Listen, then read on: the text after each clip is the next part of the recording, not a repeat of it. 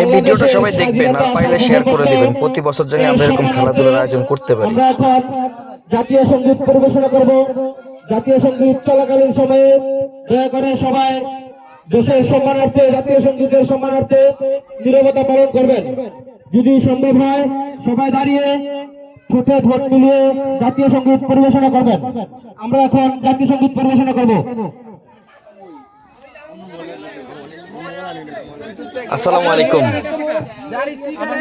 আপনারা যারা এই ভিডিওটা দেখতেছেন, বিশ্বাস করবেন না, এটা একটা খেলা না, কিন্তু এটা একটা এলাকাকে একতাবদ্ধ করে রাখার মূল মন্ত্র। এই যে খেলাধুলা, এতে কি হয় জানেন? এলাকার প্রত্যেকটা ছেলে পেলে একসাথে থাকতে পারে এবং সবাই মিলেমিশে থাকতে পারে। সবার ভিতরে একটা ভালো বন্ডিং হয়। প্রতিটা এলাকায় এরকম খেলাধুলা আয়োজন করা উচিত। আলহামদুলিল্লাহ, আমাদের এলাকায় আমরা এই আয়োজনটা করি। গত বছরও করা হয়েছে, এই বছরও করা হয়েছে। সামনে যতদিন আমরা বেঁচে থাকব, আমাদের এইরকম খেলাধুলা আমাদের এলাকায় থাকবে ইনশাআল্লাহ।